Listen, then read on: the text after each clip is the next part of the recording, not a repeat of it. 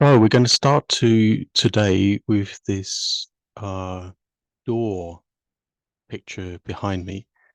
And this is relating to article that I've written which accompanies this video, which is called Doors and Windows to the Spiritual World. And it refers to something which Steiner spoke of in relation to the mantras that he'd given to the youth circle and to the first class, and how through working with these mantras, we can use them to develop our sight into the spiritual world. So all the way through today, we're going to we're going to be doing two things. There's going to be the content, of course, and the images that I'll bring in relation. But there's also going to be behind it something that I want to work on, which is a deeper appreciation of the words that we use and how the picture around the word is what we're looking to develop. We're looking to develop that bridge over from the word into the picture that surrounds it. And this will become clearer in the number of quotes I'm going to bring today from Judith von Haller. And we're going to bring this also in relation to a poem by myself and one of the Circle 12 mantras, and something perhaps little known, which is called the Angel's Praise Formula by Rudolf Steiner. So in German, der Engelslob Rede or the Engelslob Spruch, something like this. I can't remember it offhand, but the translation I'm putting to this is the Angel's Praise Formula. So we're going to look at this at the end. We're going to go through and look at some quotes about Krishna. But to start, we're going to look at a quote from Steiner, which was about the Black Sea. And in this quote, Steiner speaks about the mystery school around the Black Sea and how in this mystery school, higher initiates, and he names them Scythianos, Buddha, and Mani, taught in this school. Now, we might just take a quote like this from Steiner and find it intriguing, or we might seek to understand how in the course of spiritual schooling, we can come ourselves to appreciate what it means to live inwardly and feel the influence, indeed build a relationship inwardly to these different initiates. Now, if we think of Mani, for example, now Steiner speaks of Mani being the initiate who is responsible for the bringing of light into darkness and all of the task of the transformation of evil that goes along with this. So also Steiner speaks here about the influence of Mani on the Christmas conference of 1923 and how this impulse was coming from the future to build a community coming towards us from the sixth epoch.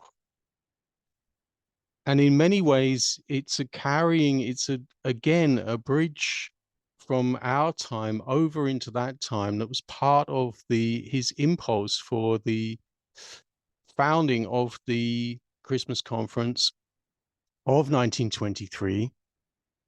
not to speak from one's opinion or judgment about how that's developed in the 100 years since, but as a potential something, a potential seed planted for something that will blossom in the sixth epoch.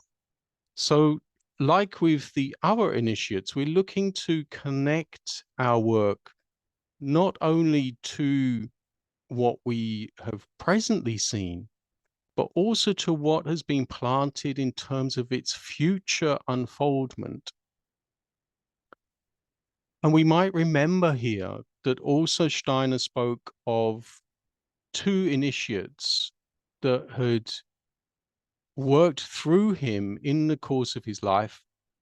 And that is, on the one hand, Christian Rosenkreuz, and on the other hand, Master Jesus. And we'll come to see how these two are related as we go through today. So we're looking at, to come back to the subject of money. Money, Steiner speaks as preparing a smaller group within the mysteries, and he speaks of the initiation of money as being a deeper level initiation, as even as that of Christian Rosenkreuz. And it's the transformation of evil in the technicalities of how that is accomplished. And I think it's something that some of us are already having a deep inkling of, if we could put it in this way. A deep inkling. Indeed, some of us have already carried over into this life experiences of what it means to be part of this stream. So to witness evil, what does it mean to witness evil and to not remain passive, but to want to actually do something in terms of the transformation of evil that we see? Now, this brings all kinds of questions from what we see in society to what we see in other people and how these two are interrelated. Now, another concept that Steiner brings here in relation to money is the question of meekness and long suffering. Now, what does it mean to develop this quality of meekness and long suffering? Is it not a certain patience and a certain quality of soul that is able to take what one sees as evil in the world and build it into one's own character? Now, this would be a strange thing to try to depict, but I think many of us have an understanding of this, and anyone who has idealistically wanted to make change in the world has had to ask themselves this question about just how one effects change for the good in society without, on the one hand, just becoming a do-gooder wanting to go out there in the world and help everyone that one possibly can. That would be, on the one hand, and it's not to denigrate this, but that is, on the one hand, the impulse that we see perhaps many in Hollywood doing to make more of a perhaps comedic point of it, to go and adopt I don't know, children out from Africa or something. Now, I hope I'm not offending anyone. I don't mean it in any way, that there's not something wonderful in going and doing that. But we're talking here about something on a much more esoteric level that perhaps lies between, on the one hand, going out and doing physical things for other people, and on the other hand, staying only in a completely theoretical view of life, where one may think all the time that one is studying all the great works and all of the great erudition and arts and philosophy, especially that comes through anthroposophy, for example.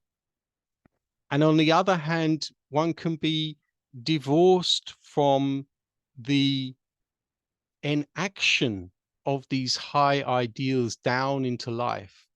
So between this, let's say, simplified view of what it means to do good in life, and on the other hand, the theoretical view of all the goodness of these great ideas, between these two, what I'd like to focus on today is the question of our speech and language and what it means to shape the word in terms of shaping ourselves for a transformation that brings all of the elements of anthroposophy into it, right down into something that we're going to talk about also today, which is the resurrection body of Christ. Before we do that, there are two concepts that are spoken about in anthroposophy, and that is the two layers of the inner earth, which is the seventh layer, which is called the reflector, and the eighth layer, which is called the fragmenter. Now, the resurrection body comes in relation to this. And again, without these things becoming too complex and confusing, let's ask ourselves, what is hidden in my will? Now, the reflector, the experience of this level of the inner earth, and we can look at our lives and test this. Is there a point in our own biographies that we can see, that we can experience, where at some point we understand that what we have done in life is actually the opposite of what we carry in our will, in our karma, from the spiritual world into our task for this life?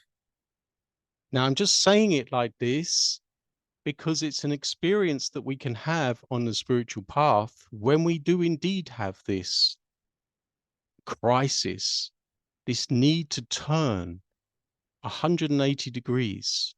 And we know in the Bible when Christ says, if they would but turn to meet me, they would be healed. So there are many indications that we can find for this, and also in our own lives. And this is the call that comes when Steiner speaks of the call of Christian Rosenkreuz, where he speaks that people can find a time in their life when they were perhaps faced that if they had continued in a certain direction in life, they would have been faced with death. And to be saved at the last moment, and this experience can come more times in one's life, to be saved and awakened as if by a bolt of lightning, to want to go in a different direction, to see that the life up to that point was going in a process that would only lead to death, and to at this moment be awakened to flip and to go in a completely different direction. Now, when this call is felt, this is what Steiner speaks of as the call to become a student of Christian Rosenkreuz, to devote one's life to the study of the esoteric, because one feels from this point henceforth that a great gift has been given to us to be able to study how these paths of karma and the esoteric and the world fit together in a spiritual science. Now we can see here, we know this, we can see it throughout Steiner's work. So it's not surprising once we look at it like this to see and also to hear inwardly when Steiner is speaking with this voice of Christian Rosenkreuz, at the time, even he would he would even speak at times, and he would say to people, "This is what Christian Rosenkreutz has said through me." Also, to the point of at the around the Christmas conference, also speaking of seeing Christian Rosenkreutz and his Shah, his host, to put it in these very romantic pictures, that were around him, who would come into the room. Now, what we're looking at here is three calls, let's say, from the spiritual world in relation to Christian Rosenkreutz. Now, the first goes back to 1875 with the founding of the Theosophical Society on the 17th of November, I believe. The second comes with the call for a Stiftung, for a foundation of theosophical arts. And the third comes in 1922 with the Circle of 12. Now, in this relation, we then have the influence of Master Jesus. Now, how does Master Jesus then speak through this Circle of 12, the youth circle, spoken of in another way, together? What we have here is then examples of how these two initiates had worked through Steiner's life, with very concrete impulses down into life. And we can also see an evolution through that. So after around the time of the giving of the teachings of the first class and of the youth circle, what we see shortly after is the founding of the Christian community. Rittelmeyer and Rudolf Meyer, Michael Bauer were all part of the signatories for the youth circle. And so we see after this, we can feel and see this influence of Master Jesus, not only through the mantra, which we're going to look at today, but also right through then the first class, and then out into life through the Christian community. So this is part of, again, what I spoke about last time, and something that Steiner brings, which is the Janus head picture of looking into the mysteries that are developed through the first class and the mantras. On the one hand, that looking in from the other side of the door, let's say, and then looking out to the initiatives that are then founded out there in the world.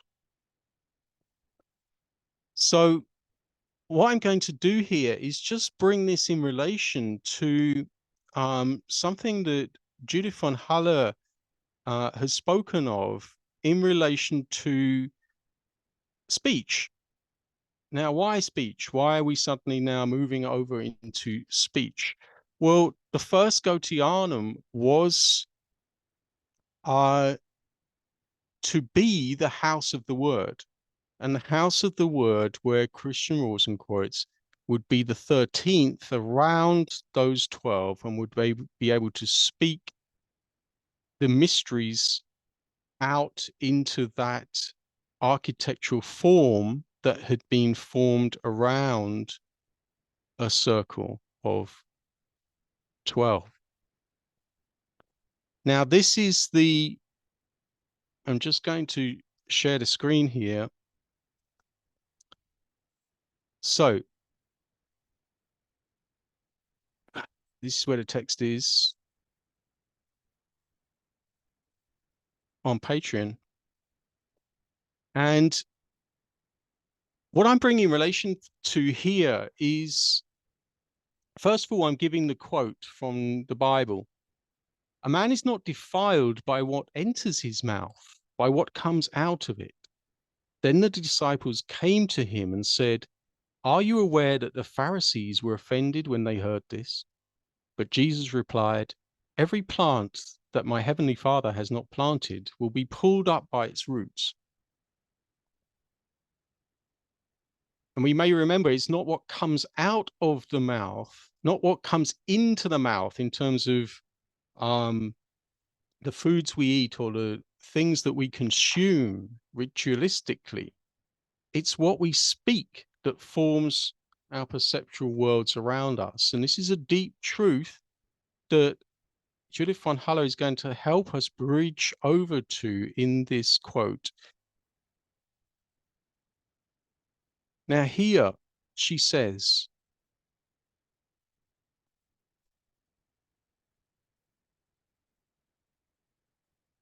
in the time of the high culture of the Michael age, man is faced with three different paths in relation to the word, and he must choose one of them.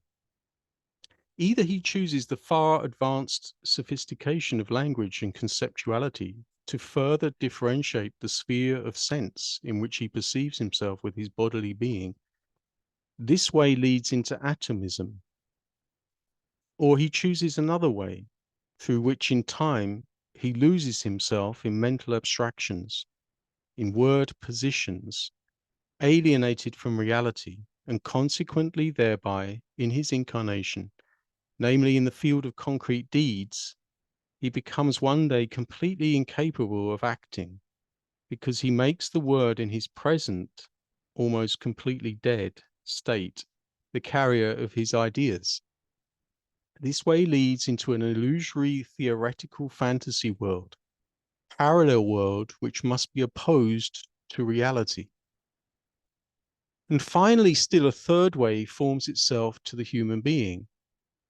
This one begins in a certain way like the two mentioned before, namely with the immersion into the further differentiation of the conceptuality, and thus one could think into the further abstraction.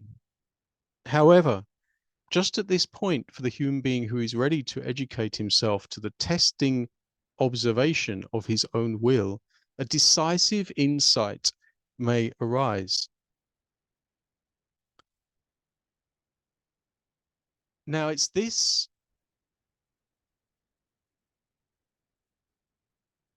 quote here that I believe has a number of words that was helpful for us to go deeper into.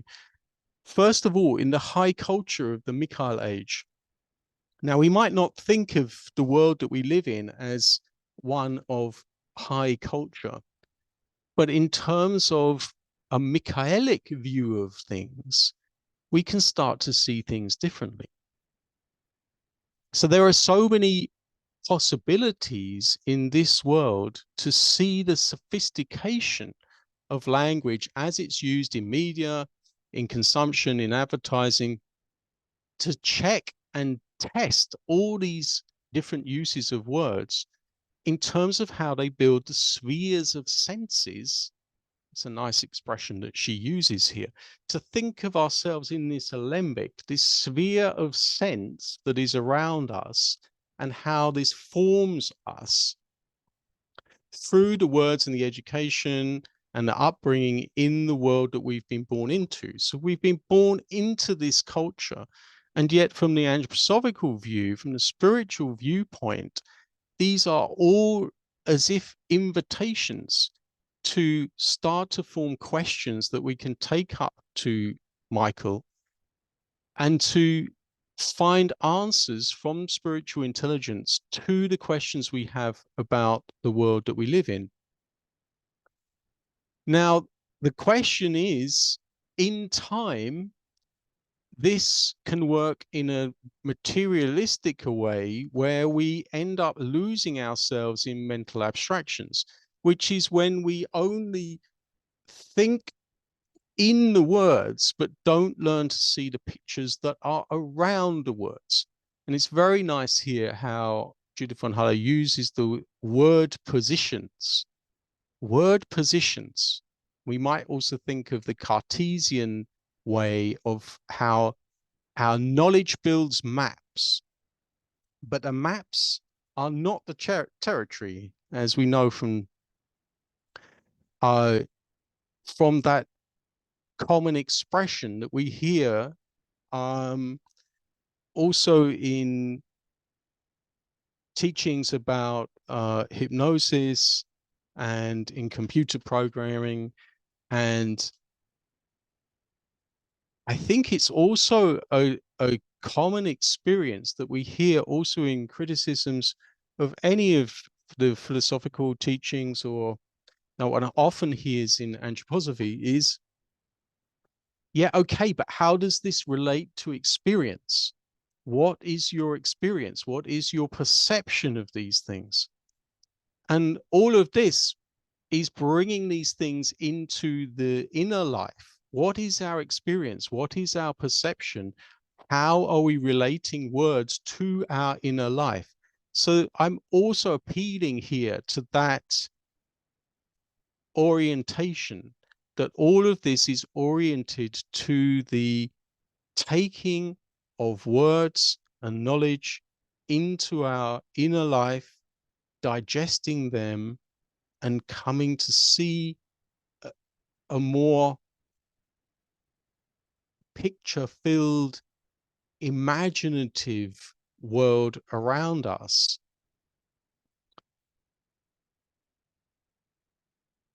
Now, finally, she speaks here of the two former ways, and then of a third, an immersion, a recognizing that we are surrounded as if in a sea of perceptions of the world around us that has been formed also by our speech within life. And then a decisive insight may arise.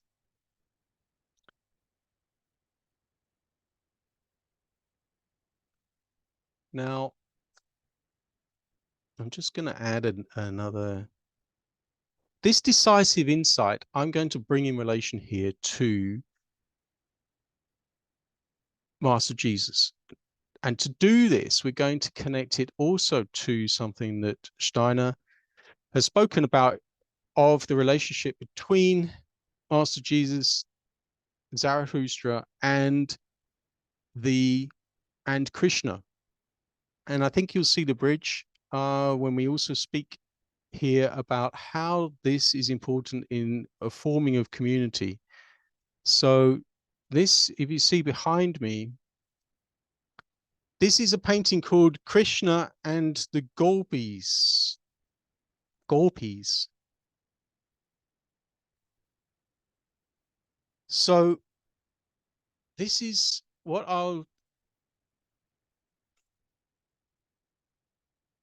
it's not such a good representation with it behind me. So I'm trying to get it up on the,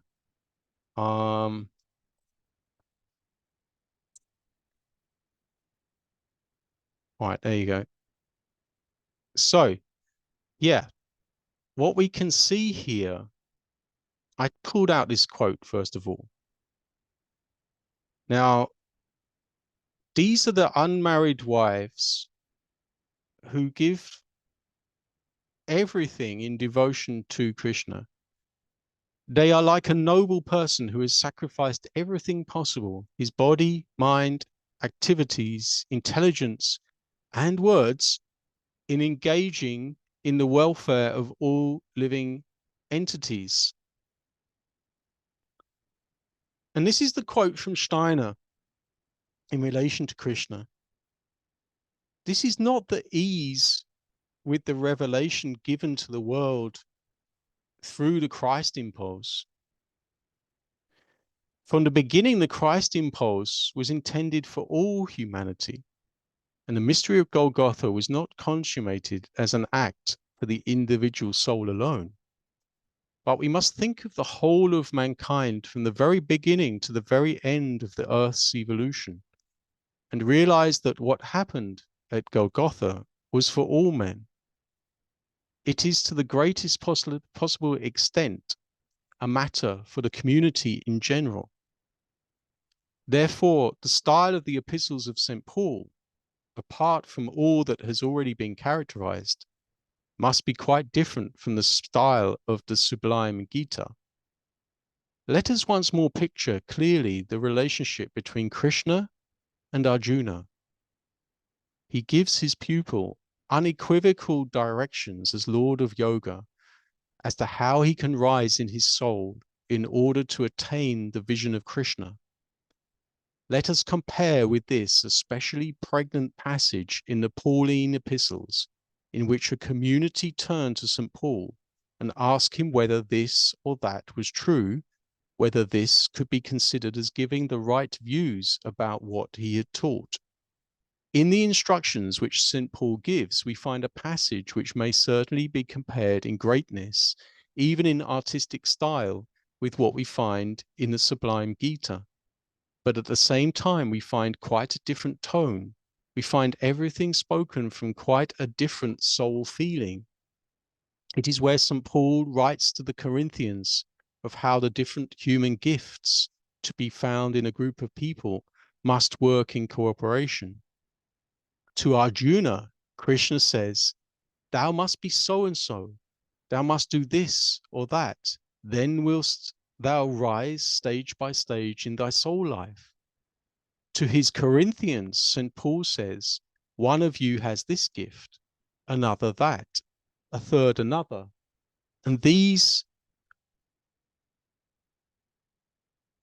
work, and if these work harmoniously together, as do the members of the human body, the result is spiritually a whole which can be spiritually permeated with the Christ. Thus, through the subject itself, St. Paul addresses himself to men who work together, that is to say, to a multitude, and he uses an important opportunity to do this, namely, when the gift of the so-called speaking with tongues comes under consideration.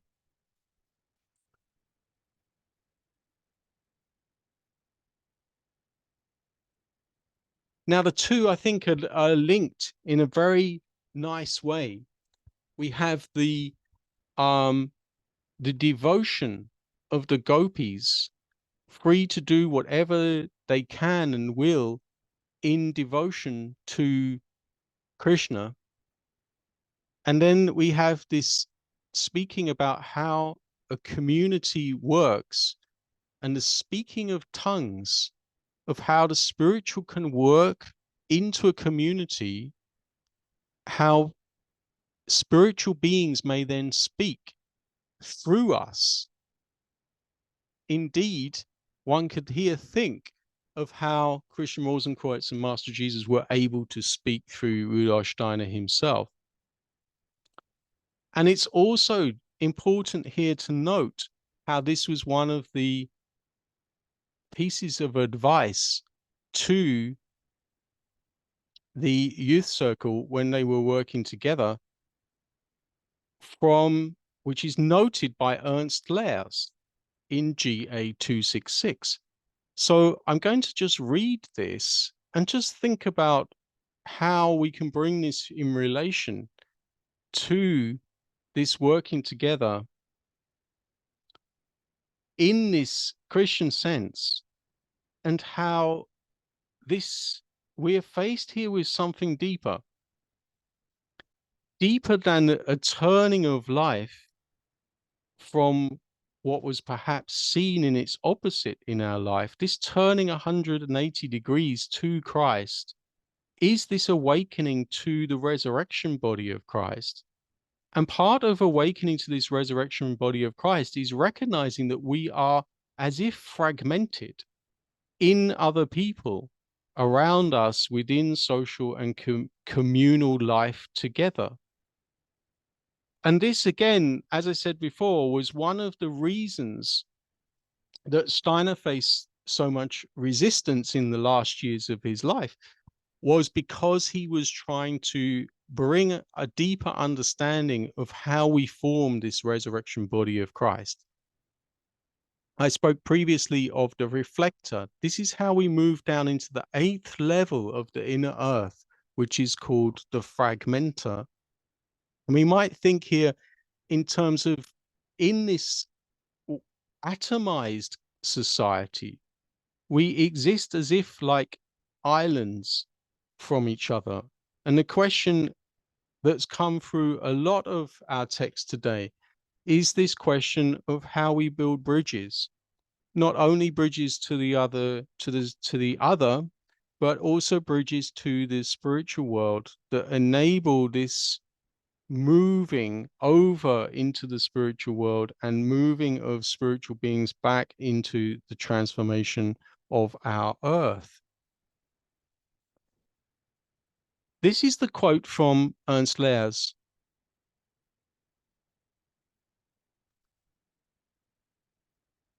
Again, just going to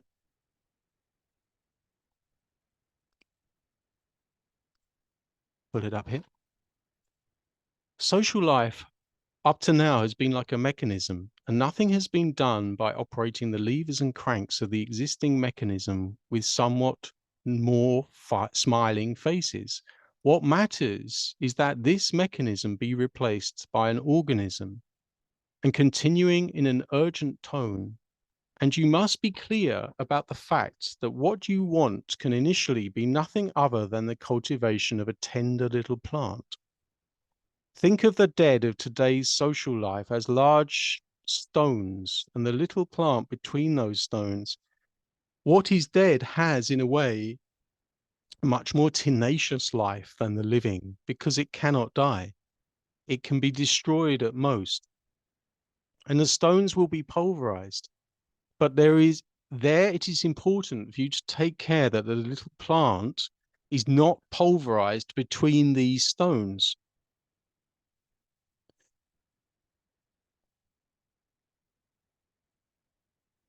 Now, I think this is a very lovely quotation, which is worthy of going into and thinking about in relation to what I've been saying today. Of the two ways that our word can end up becoming hardened in materialism to the point that we only feel like we have a world of death around us on the one hand,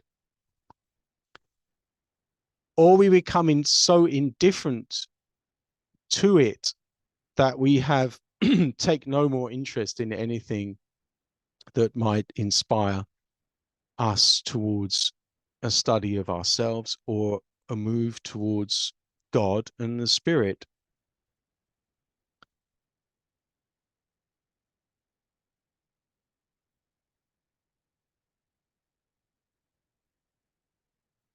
Alternatively,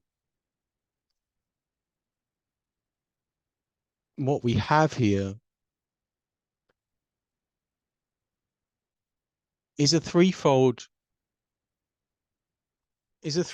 appreciation.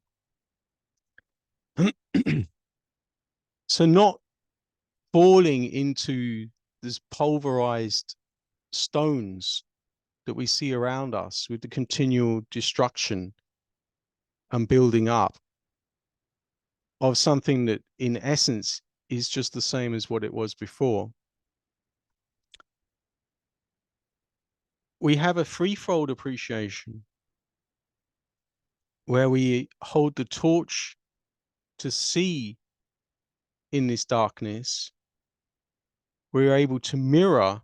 We see this focusing mirror of the lady behind me and the measure of how these things fit together. And then we have the lady on the left holding the snake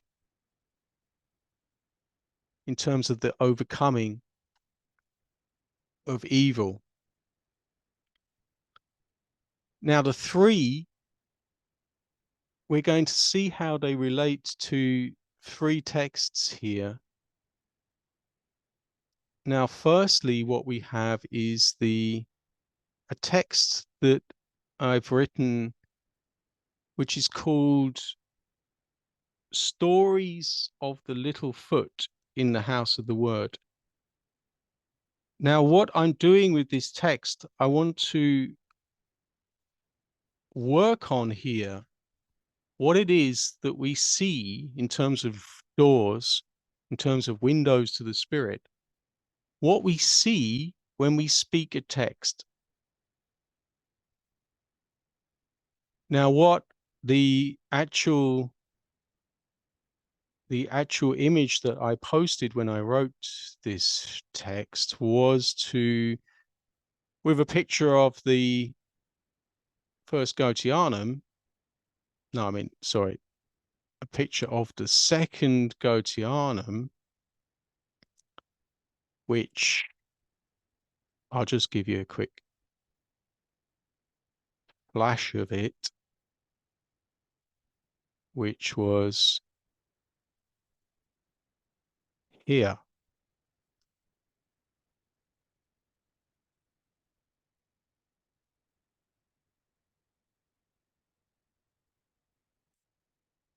Now, depending on your taste, this can be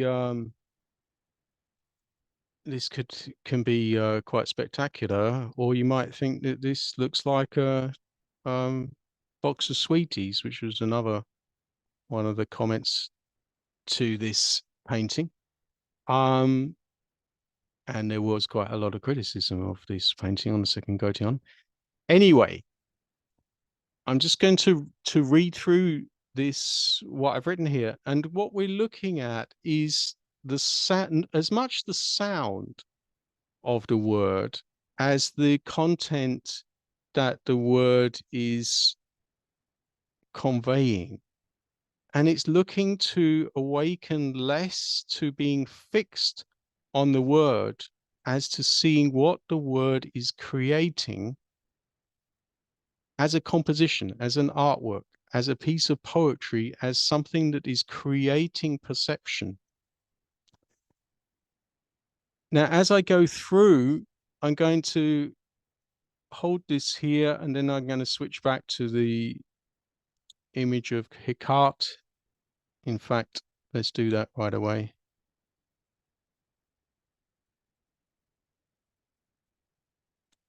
Stories of the little foot in the house of the word. So firstly, as preamble, as a stroll, there's always an invitation to the podium, a preface to how we speak, what we speak. You see it in words pictures. You see it here. You see it there. The pimpernel, scarlet, darting, looking over the margins of this page. So see, what do our elemental friends and banes open up in the body, in the air, in the new colored sound, blacker than black? B, where is the new dark land we are embarking to reach? When do the ships leave? Count me in, on time you chime. But the temple, you say, lost? New words you sing. See, for things we have no words. We seek them till they turn, face. It sounds, it lights. They sing, they guide. You sing, you glide. Oh, and one passing painting thing, he says, as he smiles in the sun. And she places two pillars either side of every being you wish to behold, and says, a text is like a topaz stone in the heart. Questions sound forth, less of whose heart, but who speaks, whose body, whose dharma, teaching you. Alphabet R. You in the rain, you between an anchor and full billow moon, you strapped to a mast. Ah, Z. Who speaks? Ah, now I see, of course. You speak, so that I may win words in the belly of a whale, so I may rise to the crest of a new breath, to splash, to wave and ripple forth, so I may shape speech in your names. Da-da. I see now. You speak, that good may come of it.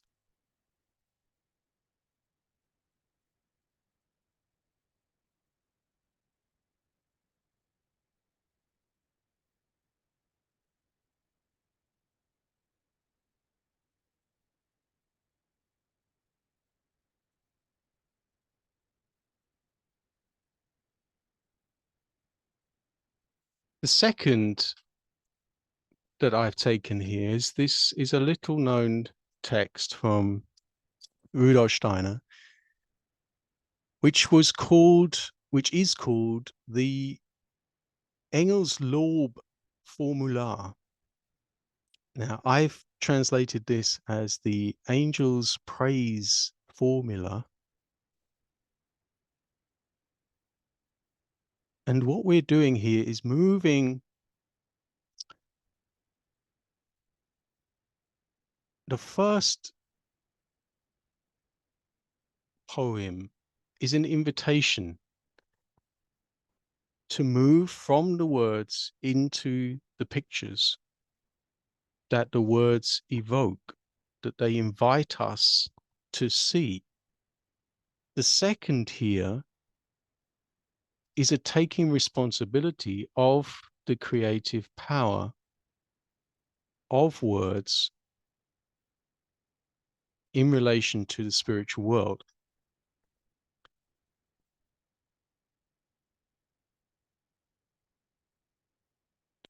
The Angel's Praise Formula.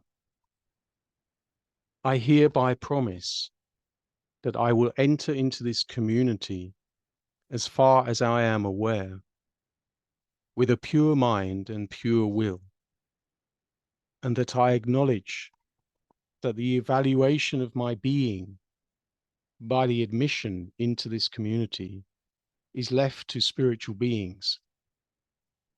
I want to bring to my consciousness that by any transgression against this promise, I act I act against the intentions of the spiritual beings in whose service this community places itself. That should I act by every transgression against this promise, I act against the intentions of the spiritual beings in whose service this community places itself. My soul would thereby suffer the consequences of such a transgression being forfeited.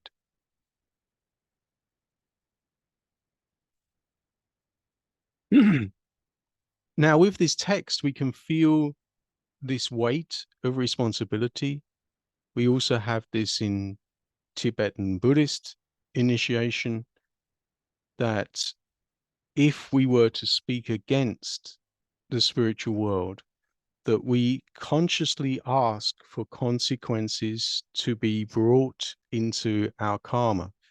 Now, this is something that goes on anyway in reality, but normally unconsciously. So as this, on this path of initiation, part of this deed of stepping into such a community of working together with spiritual beings, you are consciously saying, let this be so. Let this be the case, that if I should go against the intentions of spiritual beings, I would then suffer the consequences in my karma. And this is an impulse to think deeply about what it is that we perceive spiritually and what it means to bring what we have seen, what we have experienced, down into our will, and that this is really the basis for the whole formation of karma. And what I'm bringing this into relationship here too, if we think back to what we previously said about the call of Christian Rosenkreuz, and then secondly, about the deeper initiation of money, we come to understand how the transformation of the etheric body is part of how we can develop those technical karmic skills of how we transform the dark into light. In terms of Hecate, if we bring this back to the picture of Hecate here, we're then working up from a transformation of evil through depicted with the snake to my right, then into this measuring action of how we work with speech and our responsibility for the shaping of speech down into our will, into the shaping of our character etherically, and then down into the will. We see the lady here with the disc, with the measuring staff. And thirdly, we're looking at the lady to my left with the flame thereby of the spirit. And if we relate the three goddesses here, one with this depiction of Hecate, relating the maiden to the mother to the crone as the different phases of the moon. So this is the final, why I'm bringing Hecate here. One could also reference back to Steiner speaking of how the whole world that the Greeks experienced of all the different gods and goddesses is really something for us to reclaim in our own inner experience. This is I therefore am going to go on to this as the third, the lady on the left, and relate this to the youth circle mantra. Our shared feeling towards human deeds, let it warm us. The sun's soul, let it fire us up sacred in all life's situations. In my head, let your thoughts also live and carry spiritual beings. Let it shine on us, our shared light for human goals. The sun's spirit, let it illuminate us with pure light in all life's aspirations. In my heart, let your will also live, and let God's will work. So am I with you, you with me, and Christ's spirit force works in earthly existence. I am in world's being, soul in spirit's will, spirit in God's act.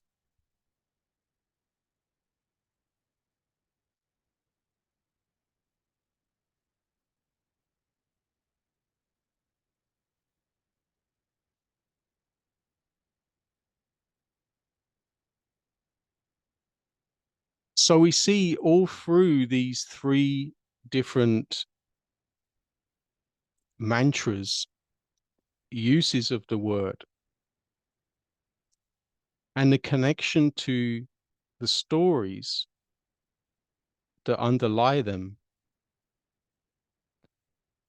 and a connection back to the different initiates that we're learning to sense as we're working spiritually.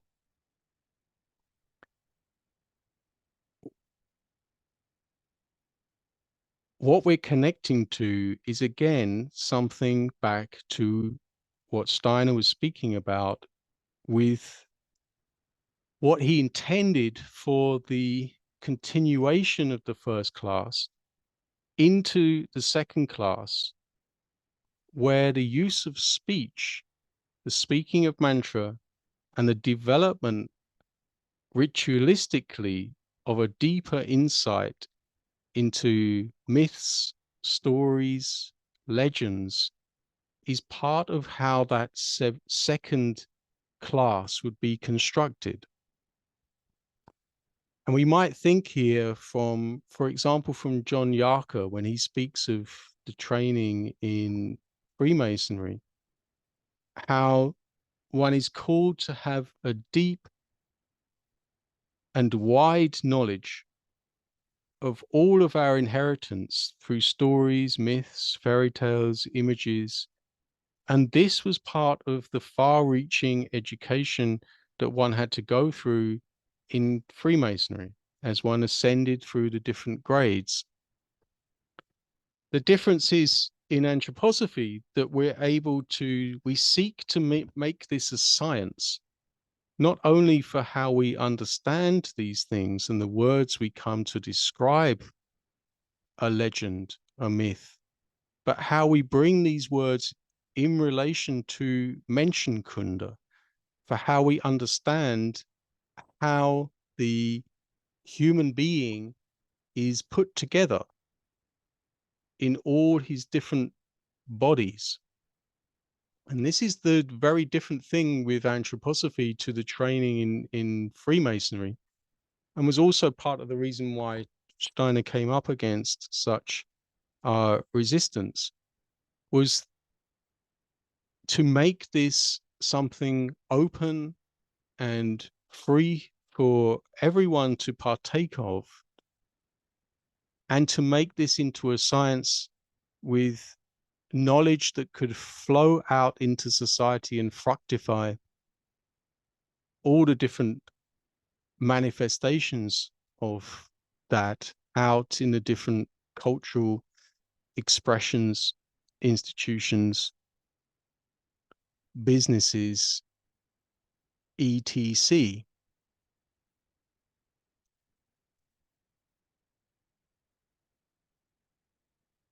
So this is just checking if I've covered everything.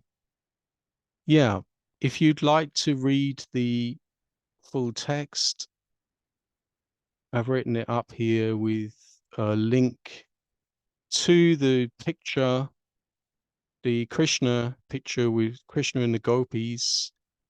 There's a link to this. I've put up the original quote from Judith von Haller in German, and there's about 4,000 words commentary going through what I've been speaking over today, sometimes going deeper into some aspects. So if you'd like to, you can find this on Patreon. I put this in the link underneath. And a reminder for anyone, if you'd like to join us in the study of the first class, we run the class every Tuesday at 4 o'clock Central Eastern Time. Or if you'd like to study any of these things, then feel free to contact me either here, write a comment here is also good, and to subscribe, but to the website link I'll put below, and if you go there you can use that as a contact to get in touch. All the best. Take care. Ciao.